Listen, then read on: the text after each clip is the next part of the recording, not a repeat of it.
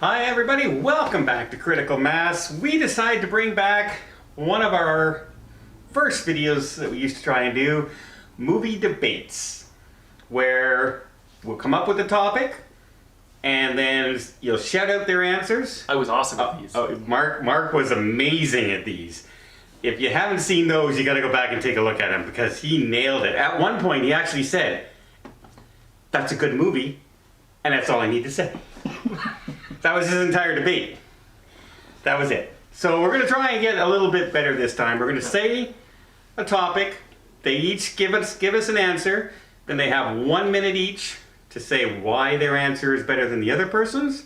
Then they get 1 minute after that to rebuttal the other person after they speak. And then as the judge this time, I get to make the decision on who wins the debate. 2 out of 3 wins it. I have 3 questions, and we're going to get to it right after this.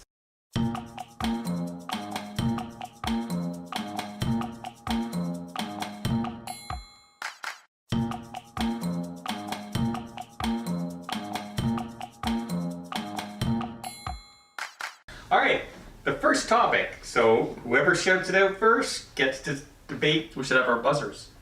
And you get to buzz in and answer it. I think you guys are going to have to think about it a few seconds. I don't think you're going to have to worry too much about it. So, what movie is the most disappointing movie for fans? Last Jedi. That's what I was going to take. Man. The Phantom Menace. 2 Star Wars films. Interesting choices. Could have been a lot of movies out there. But they're going with 2 Star Wars films. Paul, you shut it up first. You get the choice. Do you go first or second? I guess I'll go first. All right. We have 1 minute on the clock. And ready, set, debate. We waited so long after the prequels to get some good Star Wars stories, and when the Force Awakens, was that the next one? That came out, everybody was excited because, okay, it seems like Star Wars, and we're excited to see where the story goes from here. And they did a heist movie, and they inserted a lot of gender politics into it, social politics, and people just said, what is this? This isn't Star Wars. All the bad guys were goofy instead of evil. There was no threat like Darth Vader and the Emperor. Dun, dun, dun. No, the guy who was captaining the Star Destroyer was like being goofed on a prank call by what's his name? I don't even know his name. Poe Dameron? Poe, yeah. And it was kind of cringy. Like the story went nowhere. There was a big escapade on a planet that had nothing to do with the story. And then they defeat the Star Destroyer by doing something impossible in the Star Wars universe. That was The Last Jedi, and you chose The Phantom Menace. Phantom Menace, yeah. And you're going to debate the actual movie, The Phantom Menace. Yeah. Okay, because Marc tends to debate movies that he's thinking of a different movie sometimes. So I'm thinking of The Phantom Menace this time. All right, and begin. We had waited so long for some new Star Wars, and when it came out that we're finally getting some good prequel movies to come out leading up to the events of A New Hope. We got Jar Jar Binks. We got silly characters. We got a little whiny boy that was supposed to be young Darth Vader, and we basically got a storyline that. That's where they introduced midi-chlorians. Midi-chlorians is what they're called? Anyway, that's what gives you the Force instead of actual Force. And they piled so much stuff that wasn't in the Star Wars lore that I think it was just a really bad setup for the prequels. And it really gave the rest of the prequels nowhere to go. That was a minute? That was a minute. Wow. Okay. And you wanted us to make it shorter. I really did. All right. Paul, you get to rebuttal Marc's Phantom Menace for 1 minute beginning now. Okay, you know what? I don't think The Phantom Menace was a bad movie. It had Jar Jar Binks. They went down on a limb with that. It was CGI, which people weren't used to at that point. They didn't really like that. And an annoying character. fine, he was an annoying character. But it still felt like Star Wars. You had those rolling battle droids. I think that was the one with Darth Maul. That was glorious. That he had the double-edged lightsaber thing, and he fought both of the Jedis at once. That was awesome. And yeah, you had a couple of bad characters. The Gungans were weird, but as a movie, it was still okay. Like, it still felt like the Star Wars universe, whereas The Last Jedi was just a heist movie, and you could have put that in any franchise. It didn't belong in Star Wars. It didn't feel like Star Wars. It felt like we have an agenda. We want to turn the whole series up on end so you don't even recognize it. Here you go. And fans said no. Time. Mark's ready for his rebuttal, and begin. So, although The Last Jedi wasn't a crazy good movie by any means, I'll say that, it was along, to me, the same lines as The Force Awakens. It was the same tone of movie. It was still, you could tell it was still the Star Wars universe. They brought back a lot of the original characters, as far as Leia goes, as far as Luke goes. So these were characters that you've been waiting to see for quite some time. So it gave us that. I mean, yes, it wasn't a good movie, but as far as a massive disappointment, no, I think it met expectations. I don't think anybody was expecting it to be fantastic just because of the way that series was going. And I think that the Phantom Menace didn't feel to me like Star Wars. It all took place on basically on a planet. You had Time.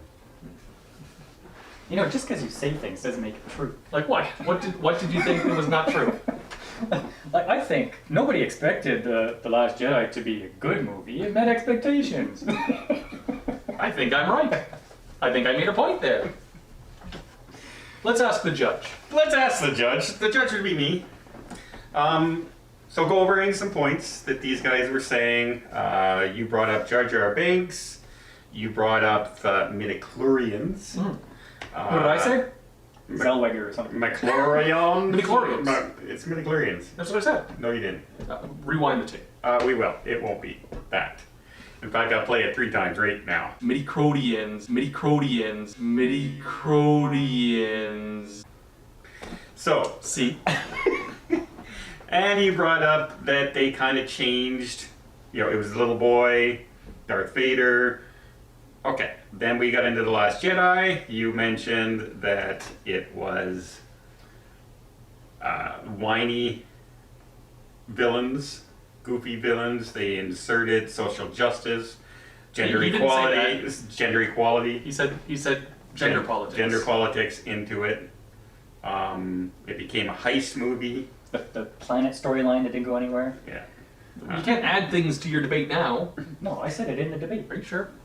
Well, I knew when he said heist movie, I knew which part he was talking about. The way they light speeded through the Star Destroyer to... That wasn't in your debate. Yes, it was. I didn't hear that at all. Were you guys listening at all? You didn't say that. Rewind. And then they defeat the Star Destroyer by doing something impossible in the Star Wars universe. Time. See? I'm the judge. Judge says you didn't say that. So, so many points. Being the expert Star Wars hater that I am, even though I love Star Wars, this is hard for me to judge because they picked the 2 worst Star Wars movies. And it's more hard for him to judge because Don absolutely despises The Last Jedi. Well, the thing is, I don't think you're taking into account the rebuttals. I am taking into account the rebuttals, and that's where I think the rebuttal is going to swing slightly towards you. Because you kept on saying, the one thing I disagreed with, which you do agree with, is that people weren't expecting a very good movie. After the first movie came out, people were very excited about that movie, and then it just drew a division amongst all the fans. The first sequel that came out was a clone of A New Hope. It was the same story. It doesn't matter because it introduced new characters, it brought our old characters back, and it people were excited to see where it's going to go in the future. In fact, I would say that the last 3 movies are A New Hope and the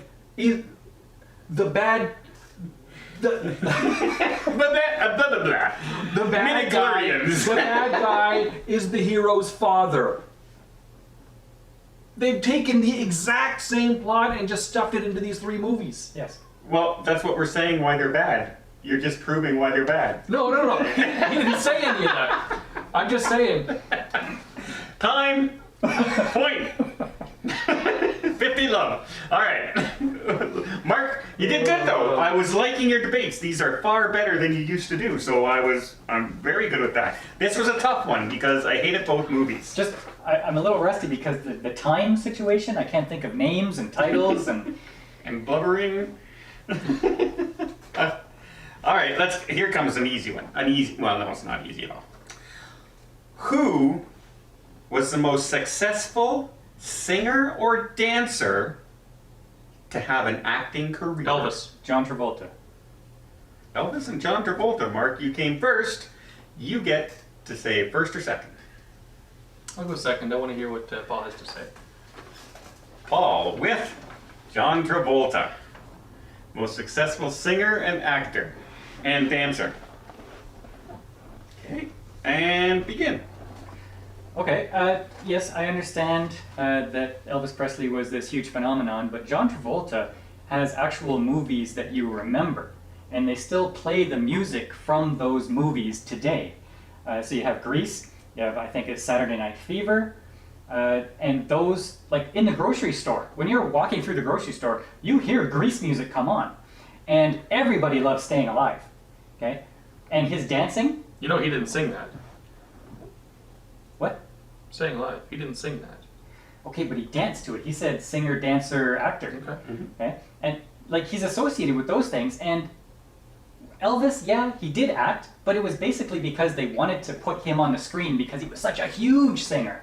And his movies, you don't remember his movies. Like, sure, You're rebuttaling. let me rebuttal. See, now you flustered me. But because you started off by rebuttaling. Yes, Yeah. Elvis is. Hey, we don't want rebuttal yet. You're supposed to be saying, well, John Travolta is so good. Okay. And now you can't. Now you have to rebuttal. Okay. All right, Elvis Presley. Mark, go. Okay, so obviously both of these icons have their forte. John Travolta's forte, where he's a fantastic dancer, but his forte is acting. Okay, yeah, he's got a couple of songs and a couple of movies, but he's an actor. Elvis, his forte, singer, and he's not just a singer; he is a top superstar singer. And yes, they wanted to get him on the screen. Even with his dancing and his moves on stage, they went through a period of time they wouldn't show him from the waist down because he was too sexy on the screen, too seductive. He was what everybody wanted to be. Every man wanted to be Elvis, and every woman wanted to be with Elvis. John Travolta, he has got a great career, but Elvis actually had even more movies than John Travolta did. Where am I at for time? 5. I think I've said enough. Are you sure? Time. All right. Paul's going to start his rebuttal. Now, rebuttal. Starting now. See, yes, I understand that you say John Travolta is an actor, but he also sang in his movies, and he was a phenomenal dancer. And we remember his movies. We hear his music all the time. Whereas Elvis, you hear his music because he was a fantastic musician. You don't see his movies all the time. They don't play his movie songs in the grocery store as much as Grease or Staying Alive or those kind of movies that John Travolta was in.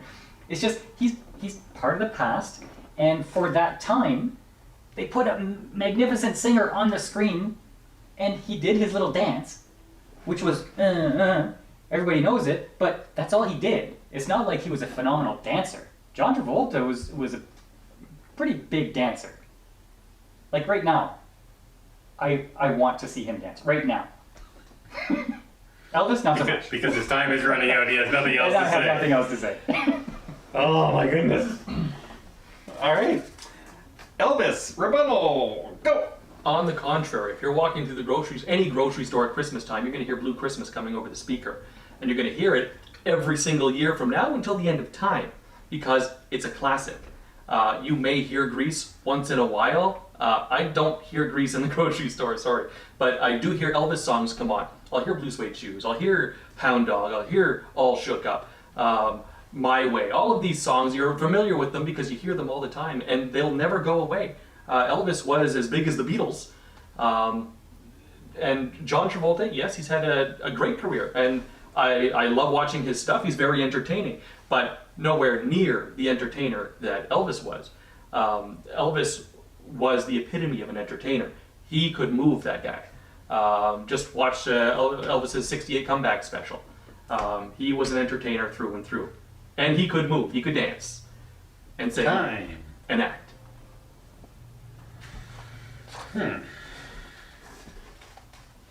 So you mentioned a couple movies. He is best known out of all of it, more for his dancing than singing, by far. Nobody ever goes, you know what, I want to hear a John Travolta song.